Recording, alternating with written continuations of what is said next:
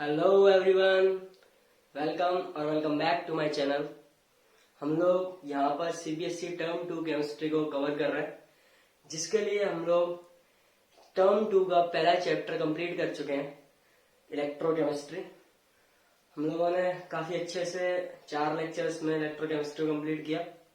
उसी फ्लो को मेंटेन करते हुए आज हम लोग नया चैप्टर शुरू कर रहे हैं, इसका नाम है chemical kinetics. Okay, chemical kinetics को भी हम इसी तरीके से रैप करेंगे जिस एफिशिएंसी से हम लोगों ने इलेक्ट्रोकेमिस्ट्री को रैप किया। और थैंक यू सो मच, आप लोगों ने वीडियो को इतना ज्यादा प्यार दिया। 4 लेक्चर्स में काफी अच्छे व्यूज आए, जिससे I am self motivated. Thank you so much. आप लोगों ने बहुत ज्यादा प्यार दिया हमारे लेक्चर्स को।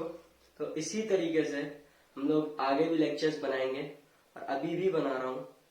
सो आइए कंटिन्यू करते हैं हमारा अगला चैप्टर, जिसका नाम है इलेक्ट्रोकेमिस्ट्री। ओके, तो चलिए फोकस करिए यहाँ पर कि किस तरीके से चैप्टर को डील करना है, क्या क्या पढ़ना है, और जो वही पढ़ेंगे जो बोर्ड में इस साल सिलेबस में है। ओके, क्योंकि ज्यादा टाइम भी नहीं है हम लोगों के पास, क्योंकि प्रॉपर रिवीजन भी करना है। एक बार मैं रिवीजन वीडियोस भी डालूंगा, उसमें ज्यादातर क्वेश्चंस होंगे और थ्योरी को रिवाइज करेंगे क्वेश्चंस के साथ में। ओके, तो आइए शुरू करते हैं केमिकल काइनेटिक्स। ओके, तो केमिकल काइनेटिक्स सिंपली क्या है? केमिस्ट्री की ऐसी ब्रांच है केमिकल काइनेटिक्स जिसमें हम लोग कोई रिएक्शन किस स्पीड से हो रही है, किस रेट से हो रही है, उस पर कौन कौन से फैक्टर्स वर्क कर रहे हैं, रिएक्शन किस मैकेनिज्म को प्रोसीड करेगी, इन सब के बारे में पढ़ते हैं। ओके, दोबारा सुनिए, केमिकल काइनेटिक्स क्या है?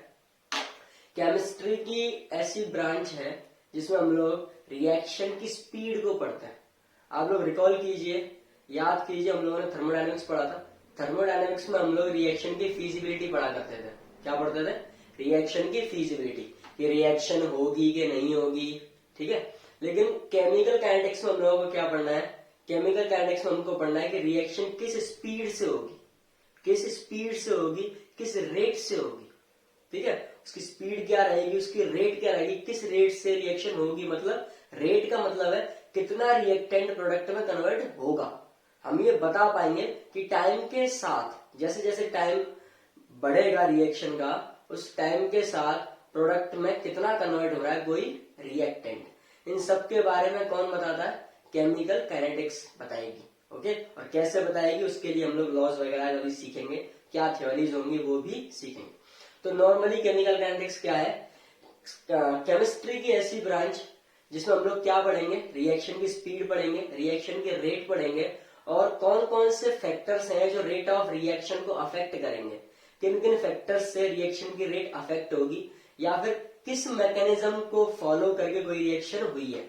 ठीक है, मतलब रिएक्शन ने कौन सा मैकेनिज्म फॉलो किया है अपने रिएक्शन होने के समय में। ठीक है, जैसे जैसे रिएक्शन हुई है, रिएक्शन ने कौन सा मैकेनिज्म फॉलो किया है, उसके बारे में भी कौन बताता है? काइनेटिक्स बताती है। ठीक है, अब एक बार इंग्लिश में और ध्यान दे लेते हैं, क्या लिखा हुआ है? The branch of chemistry which deals with the study of speeds और रेट ऑफ केमिकल रिएक्शन। ठीक है, मतलब कि ऐसी ब्रांच जो स्पीड और रेट के बारे में बताएगी। या फिर एक और फैक्टर देखिए, इसमें क्या लिखा है, एक और चीज क्या लिखी हुई है? Factors affecting rate of reaction. वो ब्रांच ये भी बताएगी कि रिएक्शन को कौन कौन से फैक्टर्स अफेक्ट करेंगे। उसके बाद मैकेनिज्म बताएगी जिस मैकेनिज्म से रिएक्शन हुई है। ओके, सिंपल सा मतलब ये, इंग्लिश में ज्यादा नहीं फंसेंगे, सिंपल सा मतलब ये है, ऐसी ब्रांच जो स्पीड बताएगी, रेट बताएगी, फैक्टर्स बताएगी, और किस मैकेनिज्म से रिएक्शन हुई है वो बताएगी। उसे आप क्या बोलेंगे? केमिकल काइनेटिक्स बोलेंगे। ठीक है, इसके बाद देखिए, काइनेटिक्स का सिंपल मीनिंग होता है मूवमेंट।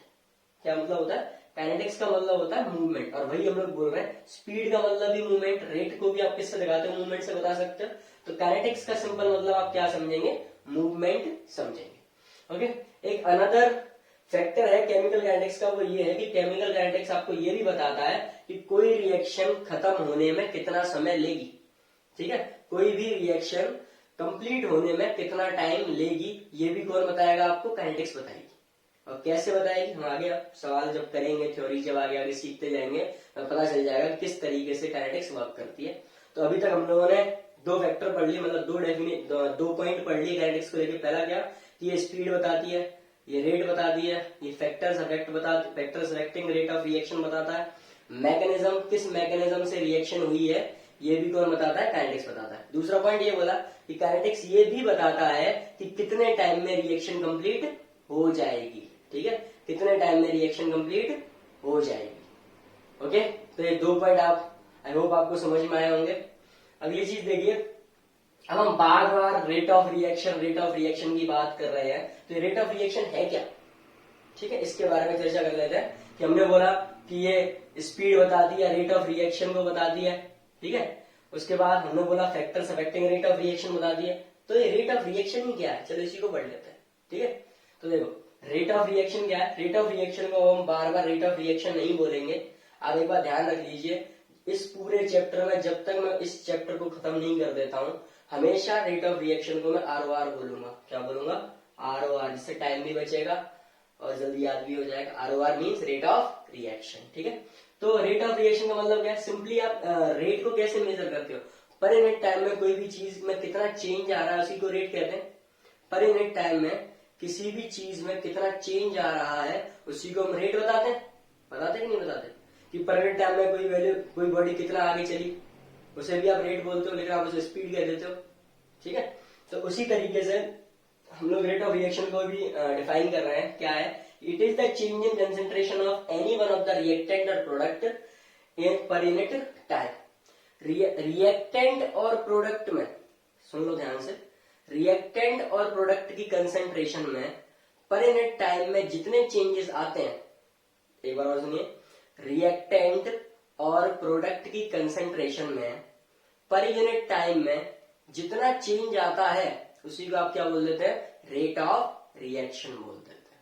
ठीक है, रिएक्टेंट और प्रोडक्ट की कंसेंट्रेशन में पर यूनिट टाइम में जितना चेंज आता है उसी को क्या कह देते हैं, रेट ऑफ रिएक्शन कहते हैं। Okay, simple formula. अब एक एग्जांपल के थ्रू समझ लेते हैं। देखो क्या, अगर कोई रिएक्टेंट प्रोडक्ट में कन्वर्ट हो रहा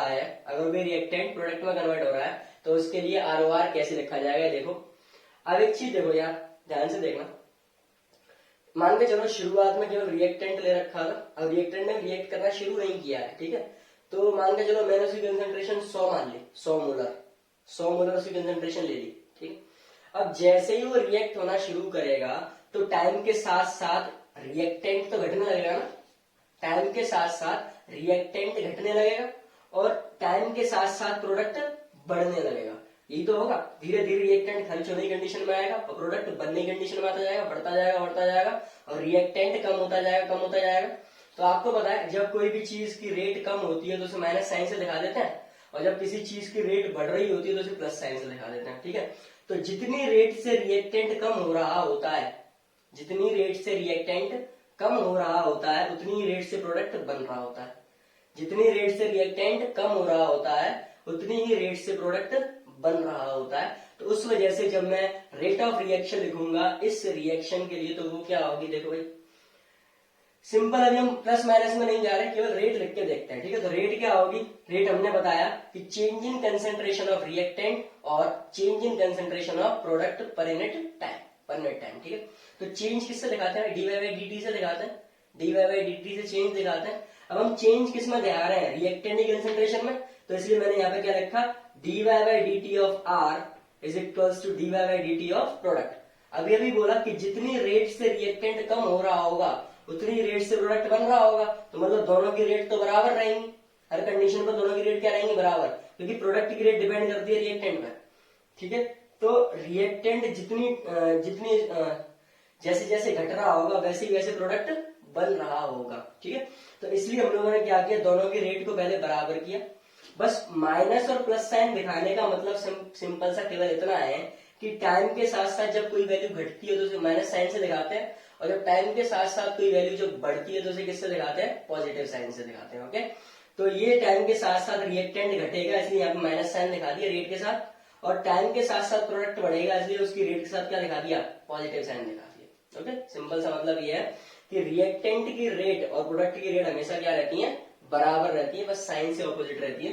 रिएक्टेंट की रेट के साथ आप माइनस लगाते हैं, जबकि प्रोडक्ट की रेट के साथ आप क्या लगाते हैं, प्लस लगाते हैं। ओके, आई होप आपको समझ में आया होगा कि रेट ऑफ रिएक्शन क्या होता है। Change in concentration of reactant और product per unit time is called rate of reaction.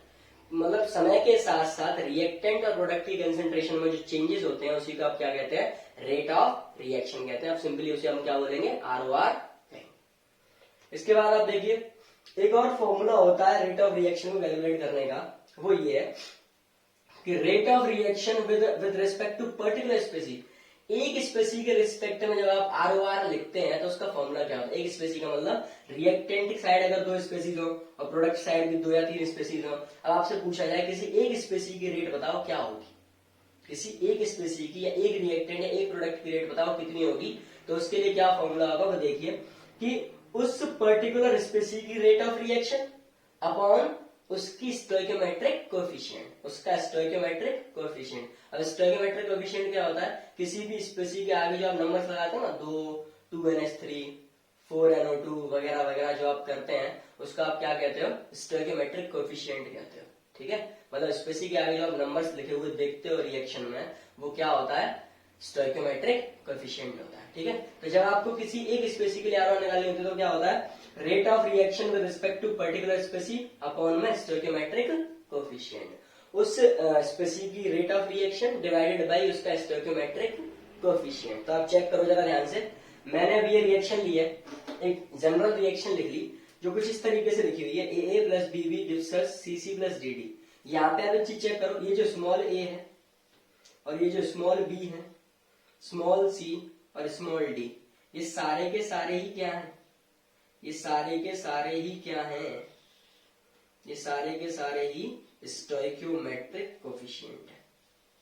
क्या है, स्टोइकियोमेट्रिक कोएफिशिएंट। ठीक है, अब एक जनरल रिएक्शन ली, AA plus BB gives us CC plus DD, जिसमें जो स्मॉल वैल्यूज है, small a, small b, small c, small d, वो क्या है, स्टोइकियोमेट्रिक कोएफिशिएंट है। AB क्या है, रिएक्टेंट, और CD क्या है, प्रोडक्ट स्पीसीज। ठीक है, जब हम ROR की बात करेंगे तो ROR कैसे लिखा जाता है, ऊपर वाले फॉर्मूले से, rate of reaction with respect to particular species upon stoichiometric coefficient. अब आप एक चीज देखो, A और B क्या है, रिएक्टेंट है। ठीक है, तो रिएक्टेंट के लिए रेट कैसे लिखी जाती है, dy by dt of reactant की concentration, dy by dt of reactant की कंसंट्रेशन, जो यहां से सीखा। और रिएक्टेंट के साथ हम कौन सा साइन लगाते हैं, माइनस का साइन लगाते हैं। ठीक है, रिएक्टेंट के साथ हम माइनस का साइन लगाते हैं, इसलिए ए और बी दोनों की जब रेट लिखी जाएगी तो किसके साथ लिखी जाएगी, माइनस के साथ लिखी जाएगी। उसके बाद अभी हमने पढ़ लिया कि स्टोइकोमेट्रिक कोएफिशिएंट से भी क्या करना पड़ता है, डिवाइड करना पड़ता है। ठीक है, तो अब आप देखिए इस रिएक्शन में ए की जब रेट लिखी जाएगी, नॉर्मली जब ए की रेट लिखी जाएगी तो वो क्या होगी, dy by dt of A, dy by dt of A की कंसंट्रेशन विद माइनस साइन। अब ए का स्टोइकोमेट्रिक कोएफिशिएंट क्या है, ए ही तो ए से क्या कर दिया, डिवाइड कर दिया। सिमिलरली बी के साथ क्या होगा, माइनस के dy by dt of concentration of B. अब बी का स्टोइकोमेट्रिक कोएफिशिएंट क्या है, बी है, इसलिए बी से क्या कर दिया, डिवाइड कर दिया।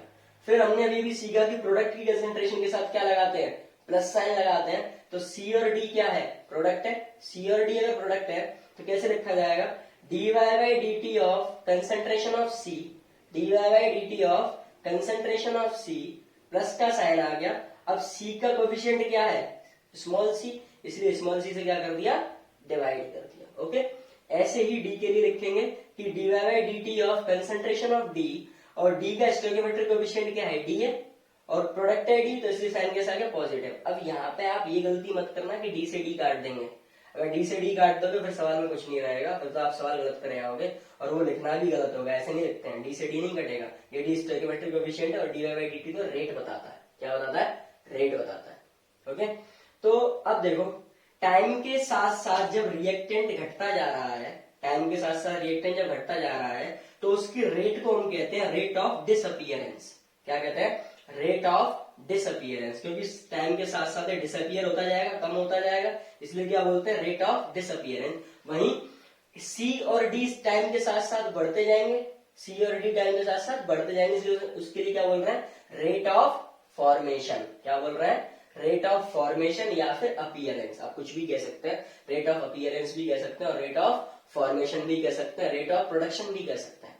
वो आपकी मर्जी, आप इन तीनों में से कुछ भी करिए, कोई दिक्कत नहीं आएगी। आप रेट ऑफ फॉर्मेशन कह दीजिए, रेट ऑफ अपीयरेंस कह दीजिए, रेट ऑफ प्रोडक्शन कह दीजिए, आपको कोई दिक्कत नहीं होगी। ठीक है, मैं यहाँ पे क्या लिख रहा हूँ, रेट ऑफ फॉर्मेशन, बिकॉज समय के साथ साथ सी और डी बनते जा रहे हैं, इसलिए हम लोग इसको क्या बोल रहे हैं, रेट ऑफ फॉर्मेशन।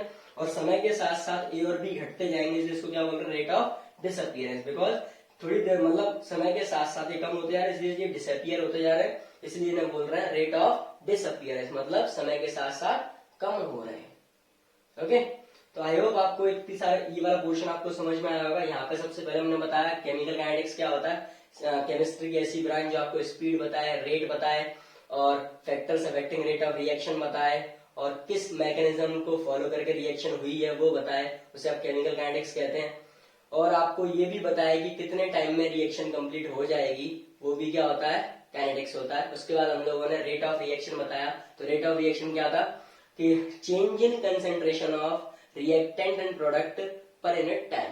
प्रोडक्ट और रिएक्टेंट की कंसेंट्रेशन में पर यूनिट टाइम में जितने चेंजेस आते हैं इनमें कंसेंट्रेशन में, उसे आप क्या बोलते हो, रेट ऑफ रिएक्शन बोलते हैं। ठीक है, फिर रेट ऑफ रिएक्शन को कैलकुलेट करने के तरीके बताए कि टाइम के साथ साथ रिएक्टेंट घटता है, इसलिए माइनस साइन आ जाता है, D by D T of R, minus sign आ जाता है। प्रोडक्ट टाइम के साथ साथ बढ़ता है, इसलिए क्या आ जाता है, D by D T of P, P for product है। ठीक है, और ये जो स्क्वायर ब्रैकेट लिख रहा हूँ ये कंसेंट्रेशन को शो करते हैं। ओके, माइनस साइन क्योंकि ये कम हो रहा है, प्लस साइन क्योंकि ये बढ़ रहा है। उसके बाद बताया कि अगर कुछ इस तरीके से रिएक्शन लिखी हुई होती है तो उसको लिखने का तरीका क्या होता है, उसका आर कैसे लिखते हैं, उसका आर कुछ इस तरीके से लिखते हैं कि rate of reaction with respect to particular species upon stoichiometric coefficient. Okay, तो अगर हमने एक जनरल रिएक्शन कुछ इस तरीके से ली जिसमें मैंने बताया कि ए बी सी डी क्या है, स्टोइकियोमेट्रिक कोएफिशिएंट, तो अगर मुझे रेट ऑफ रिएक्शन लिखनी तो किस तरीके से लिखी मैंने, क्योंकि ए और बी रिएक्टेंट है तो उनकी रेट के साथ हमने क्या लगाया, माइनस साइन लगाया, दोनों की रेट लिखी और दोनों के स्टोइकियोमेट्रिक कोएफिशिएंट से क्या कर दिया, डिवाइड कर दिया। वैसे ही जब प्रोडक्ट की बात करी तो प्रोडक्ट में हमने क्या लिखा, सी और डी की रेट लिखी, सी और डी की रेट लिखी, उसके बाद प्लस का साइन लगाया, बिकॉज ये क्या है, प्रोडक्ट है, समय के साथ बढ़ेंगे, इसलिए क्या कैसा साइन आएगा, पॉजिटिव साइन आएगा। उसके बाद हम लोगों ने कोएफिशिएंट से क्या कर दिया, डिवाइड कर दिया। ठीक है, तो रिएक्टेंट की रेट को क्या बोला जाता है, रेट ऑफ डिसअपियरेंस, और प्रोडक्ट्स की रेट को क्या बोलते हैं, रेट ऑफ फॉर्मेशन कह दीजिए, रेट ऑफ प्रोडक्शन कह दीजिए, या रेट ऑफ अपीयरेंस कह दीजिए। ओके, यहाँ तक आई होप आपको सब कुछ समझ आया होगा। उसके बाद हम लोग एक क्वेश्चन की तरफ चलते हैं, जहाँ पे हमें क्या लिखना है, ROR लिखना है। क्या लिखना है, ROR। अब एक रिएक्शन दे रखी है, N2 + 3H2 gives us 2NH3, इसके लिए ROR लिखना है इस तरीके से। ओके, तो ROR कैसे लिखेंगे हम, जैसे कि इस रिएक्शन में लिखा है इसी से कंपेयर करके उसको लिखेंगे। देखो जरा, तो सॉल्व करते हैं इसे। तो अगर मैं ROR लिख रहा हूं तो सबसे पहले तो मुझे कोएफिशिएंट वगैरह सब पता होने चाहिए, किसका कोएफिशिएंट क्या है, किसका कोएफिशिएंट क्या है। तो N2 का कोएफिशिएंट कितना भाई, 1 है, H2 का कोएफिशिएंट 3 है, और अमोनिया का कोएफिशिएंट कितना है, 2 है। तो अगर मैं देखूं तो N2 और H2 तो रिएक्टेंट है, तो इनकी रेट के साथ क्या आएगा, माइनस आएगा। इनकी रेट लिखेंगे और इनके स्टोइकियोमेट्रिक कोएफिशिएंट से क्या कर देंगे, डिवाइड कर देंगे। वहीं जो अमोनिया है, अमोनिया क्या है, प्रोडक्ट है, और प्रोडक्ट की कंसेंट्रेशन के साथ क्या आता है, मतलब प्रोडक्ट की रेट के साथ क्या आता है, प्लस का साइन आता है, और उसके कोएफिशिएंट से क्या कर देंगे, डिवाइड कर देंगे। तो किस तरीके से लिखेंगे देखिए जरा, जब N2 के लिए बात करेंगे तो वो क्या होगा, पहले तो माइनस साइन आएगा, बिकॉज ये क्या है, रिएक्टेंट, माइनस साइन आया। उसके बाद हम लोगों ने क्या करना है, कोएफिशिएंट से डिवाइड करना, तो कोएफिशिएंट तो 1 है, फिर लिखना है rate, dy by dt of concentration of nitrogen. ठीक है, इतना समझ आया, बिकॉज इसका कोएफिशिएंट 1 था इसलिए 1 से डिवाइड कर दिया, और रिएक्टेंट है तो माइनस साइन लाए, और उसके बाद इसकी रेट लिख दी dy by dt of concentration of N2। उसके बाद आगे देखिए, दोनों की सबकी रेट तो बराबर ही होती है। तो अब H2 के लिए बात करेंगे तो H2 भी रिएक्टेंट है, तो पहले माइनस साइन आएगा। H2 का कोएफिशिएंट कितना है, 3, तो 3 से डिवाइड कर देंगे। उसके बाद क्या लिख देंगे, H2 की rate dy by dt of concentration of H2। Okay, concentration of H2, ये किन के लिए आ गया, N2 के लिए भी आ गया और H2 के लिए भी आ गया। और जब हम अमोनिया के लिए लिखेंगे तो वो क्या होगा, सबसे पहली चीज तो अमोनिया क्या है, प्रोडक्ट है। अगर अमोनिया प्रोडक्ट है तो अमोनिया के रेट के साथ क्या आएगा, प्लस का साइन आएगा पहले। उसके बाद अमोनिया का कोएफिशिएंट कितना है, 2 है, स्टोइकियोमेट्रिक कोएफिशिएंट 2 है, तो 2 से क्या करेंगे, डिवाइड कर देंगे, फिर लिखेंगे rate, dy by D T of concentration of ammonia, और यही आपका क्या हो जाएगा, आंसर हो जाएगा। केवल आपको आर वाली लिख के दिखानी थी, तो आर वार आपने सबकी लिख के दिखा दी इस तरीके से। इस तरीके से आपने क्या किया, इस फॉर्मूले को उससे कंपेयर किया, जैसे यहाँ पे स्मॉल ए small B small C small D है, वैसे यहाँ पर 1 3 और 2 है, बस इतना ही किया और ये आपका आंसर हो गया। ओके, तो बहुत आसान सवाल आते हैं। बस यहाँ पे जो मैं लिखना सिखा रहा हूँ, एक सवाल भी है जिसमें इसका यूज कर लेंगे और कहानी खत्म हो जाएगी। ठीक है, तो चलिए इसके बाद हमें पढ़ना है types of rate of reaction. किस किस टाइप की रेट ऑफ रिएक्शन होती है उसके बारे में हम लोग फोकस करते हैं। तो दो तरीके की आरओआर होती है, पहली एवरेज आरओआर और दूसरी इंस्टेंटेनियस आरओआर। पहली आरओआर एवरेज आरओआर और दूसरी इंस्टेंटेनियस आरओआर।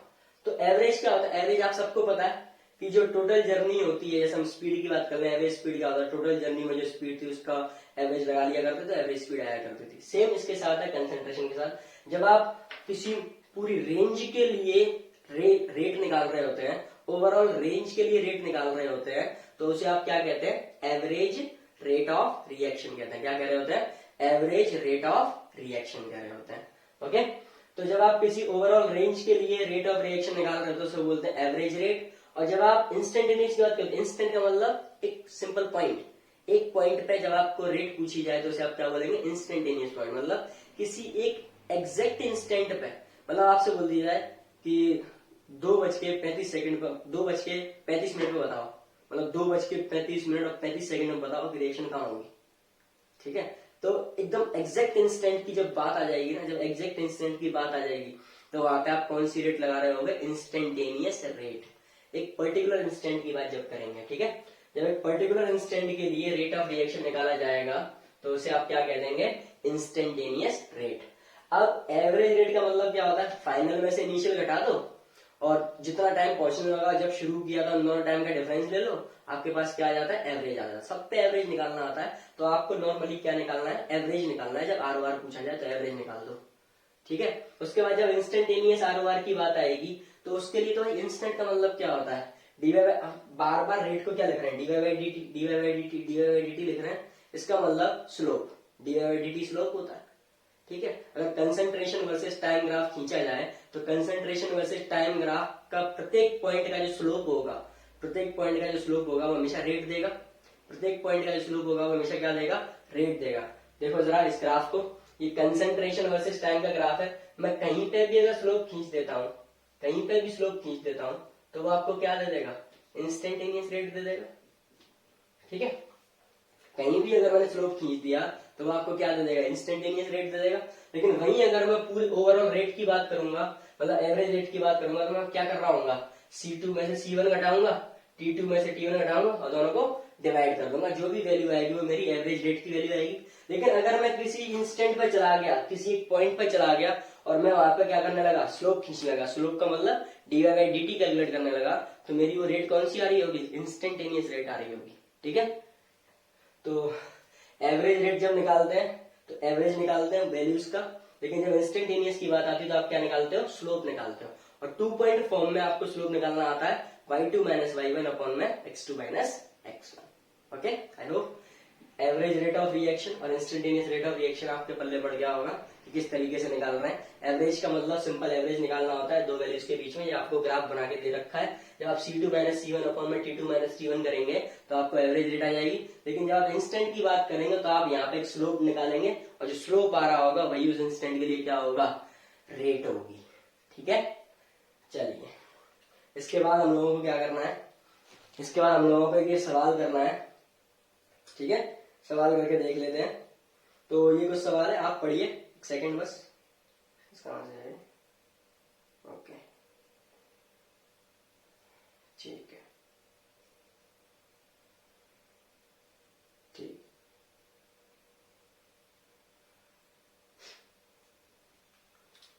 चलो देखना रहे क्या हो गया।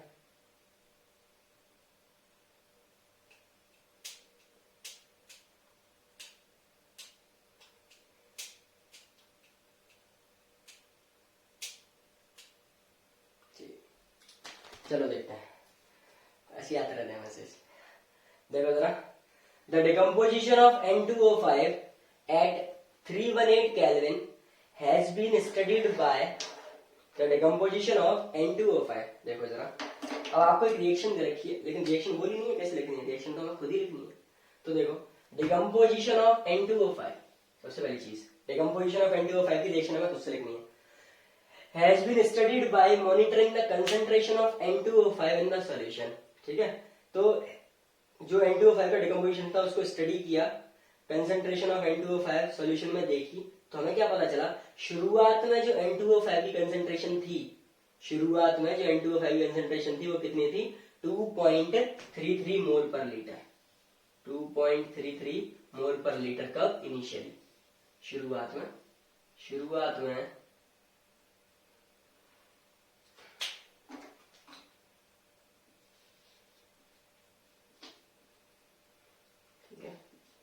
शुरुआत में जो कंसंट्रेशन थी किसकी, इनिशियल कंसंट्रेशन कितनी दे रखी है, 2.33 मोल पर लीटर दे रखी है। फिर उन्होंने बोला after 184 minutes it is reduced to 2.08 mole per litre. 184 minute बाद उसकी कंसंट्रेशन कितनी हो जाती है, इतनी हो जाती है। तो आपको सबसे पहले क्या बताना है, एवरेज रेट बतानी, एवरेज आरओआर बताना। दूसरा आपको क्या बताना है, rate of formation of NO2 in this period, कि NO2 कितना बनेगा इस पीरियड में। तो चलिए शुरू करते हैं खेल, किस तरीके से डील करेंगे सवालों को वो देखते हैं। सबसे पहले तो हम डिकम्पोजिशन रिएक्शन लिखेंगे N2O5 की। तो जब N2O5 डिकम्पोज होता है तो वो किस में कन्वर्ट होता है, पहले तो रिवर्सिबल रिएक्शन होती है। जब N2O5 तो एक तो NO2 में कन्वर्ट हो जाता है और एक O2 में कन्वर्ट हो जाता है। ठीक है, NO2 में कन्वर्ट हो जाता है और O2 में कन्वर्ट हो जाता है। अब जब ये से बैलेंस करेंगे तो बैलेंस कैसे होगा, ये कुछ इस तरीके से बैलेंस हो जाएगा, 2 टाइम्स N2O5 तो 4 मोल NO2 बनाता है और 1 मोल O2 बना देता है। ठीक है, अब आप फाइंड कीजिए रिएक्शन बैलेंस है किस तरीके से, 4 नाइट्रोजन, ऑक्सीजन कितने हो गए 10, तो 4 2 जाएगा 2 10, रिएक्शन बैलेंस हो गई। ठीक है, तो सबसे पहले तो हम लोग जैसे हमने इस वाली रिएक्शन में आरओआर लिखा, सेम उसी तरीके से आरओआर लिख के देखना किसकी आरओआर किस तरीके से लिखी जाएगी। ठीक है, तो आरओआर लिखते हैं। जब आरओआर लिखेंगे तो बता रखा है आरओआर कैसे लिखेंगे, रिएक्टेंट के लिए माइनस साइन आएगा और प्रोडक्ट के लिए प्लस साइन आएगा। तो कैसे होगा, -1/2, क्योंकि स्टोइकियोमेट्रिक कोएफिशिएंट से डिवाइड करते हैं तो डिवाइड कर दिया, dy/dt ऑफ N2O5 की कंसंट्रेशन इज इक्वल्स टू 1/4, और ये किसका आएगा, प्लस का आएगा, dy/dt ऑफ NO2, क्योंकि प्लस क्यों लगाया, क्योंकि ये प्रोडक्ट है, और 4 से डिवाइड कर दिया, बिकॉज स्टोइकियोमेट्रिक कोएफिशिएंट से क्या करते हैं, डिवाइड करते हैं। यहाँ पे सीखा हमने ये फॉर्मूले से और ये सवाल भी किया। उसी तरीके से O2 की बात करें तो O2 का स्टोइकियोमेट्रिक कोएफिशिएंट तो 1, तो ये आ जाएगा plus 1/1 dy/dt of concentration of O2। Okay, concentration of O2 आ गया। तो अब हमसे सबसे पहली चीज पूछी गई है एवरेज रेट ऑफ रिएक्शन। तो एवरेज रेट ऑफ रिएक्शन कैसे निकालेंगे, देखो भाई, तो पहला पॉइंट निकालते हैं। तो जो आरओआर आएगा, कौन सा आरओआर निकालना है, हम एवरेज निकाल रहे हैं, तो वो क्या होगा, अब N2O5 के लिए हमें सारी वैल्यूज दे रखी है तो N2O5 के लिए लगा देना। ठीक है, इन सारी वैल्यूज को भूल जाते हैं, N2O5 को लगाते हैं। तो क्या होगा, -1/2 dy/dt ऑफ, अब देखो dy/dt का मतलब हमें अब एवरेज रेट निकालनी है, तो स्लोप का फॉर्म तो लगाएंगे नहीं, स्लोप का फॉर्मूला लगाएंगे नहीं, कौन सा फॉर्मूला लगाएंगे, कुछ ये वाला, C2 - C1 अपॉन में T2 - T1। ओके, ये बात क्योंकि एवरेज रेट पूछी गई है तो एवरेज रेट हम हाल बता देंगे। ठीक है, एवरेज रेट बताइए जरा इसकी कितनी आएगी। तो देखो जरा, एवरेज रेट बतानी है, dy/dt तो स्लोप हो गया, स्लोप तो कब आता है, इंस्टेंट के लिए आता है, तो dy/dt हटाइए और इसके बाद आप क्या करेंगे, C2 - C1, फाइनल कंसंट्रेशन ये थी, इनिशियल कंसंट्रेशन ये है, तो फाइनल कितनी 2.08 माइनस 2.33 अपॉन 184, ये कुछ आ जाएगा भाई। तो देखो जरा, ये वैल्यू माइनस की आएगी कि नहीं आएगी, ये वैल्यू माइनस की आएगी क्योंकि ये कटेगा, तो ये कितना हो जाएगा, देखो ये हो जाएगा माइनस माइनस प्लस, मैं सीधा लिख रहा हूँ, ये हो जाएगा 0.25, क्योंकि 0.25 मतलब 2.33 में से 2.08 जाएगा तो कितना बचेगा 0.25, और वो माइनस का आता, और माइनस माइनस क्या हो गया, प्लस हो गया, तो 0.25 अपॉन में 2 इंटू 184, तो इसे आप कैलकुलेट कीजिए, यही आपका क्या होगा, आंसर होगा। चलो मैं फोन में करके बता देता हूँ कितना होगा।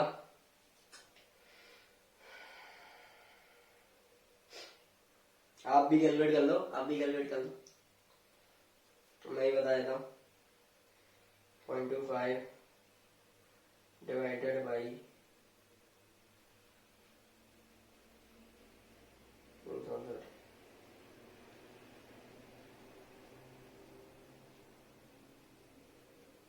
तो ये आएगा 0.0067, ठीक है, 0.0067, तो इसे लिख सकते हैं 6.7 इंटू 10⁻⁴, ठीक है, तो इसे लिख सकते हैं 6.7 into 10⁻⁴ mole litre inverse minute inverse, mole litre inverse minute inverse, ये आपका पहला आंसर आ जाएगा। सिंपली क्या किया हम लोगों ने, एवरेज रेट का फॉर्मूला लगाया, आंसर आ गया। ओके, उसके बाद दूसरा पॉइंट आप लोगों से पूछा गया है कि आप बताओ rate of formation of NO2 in this period, rate of formation of NO2 in this period. तो आप देखो ROR की वैल्यू तो आप निकाल ही चुके हैं, अब सिंपली आपको क्या करना है, ROR, सिंपली आपको क्या करना है, ROR और NO2 में चले जाइए, ROR और NO2 में चले जाइए, तो ROR और NO2 को बराबर करते हैं, ठीक है, तो ROR और NO2 को जब बराबर करेंगे तो क्या हो जाएगा, ऐसे कुछ 1/4 dy/dt ऑफ NO2, यही तो हो जाएगा, ठीक है। अब dy/dt ऑफ NO2 पता करना है, तो dy/dt ऑफ NO2 क्या होगा, dy/dt ऑफ NO2 की वैल्यू क्या हो जाएगी भाई, 4 टाइम्स ऑफ ROR, होगी कि नहीं होगी, और ROR की वैल्यू कितनी है 6.7 इंटू 10⁻⁴, तो 4 से क्या कर देंगे, मल्टीप्लाई, तो dy/dt ऑफ NO2 क्या आ जाएगा, 4 into 6.7 into 10⁻⁴ mole litre inverse minute inverse, ठीक है, सॉल्व कर लो, 4 7 या 28 की 8, 2 4 6 या 24, ठीक है, 4 7 28, 4 6 24, 2 26, ठीक है, तो 26.8 into 10⁻⁴ mole inverse, sorry mole litre inverse minute inverse, ठीक है।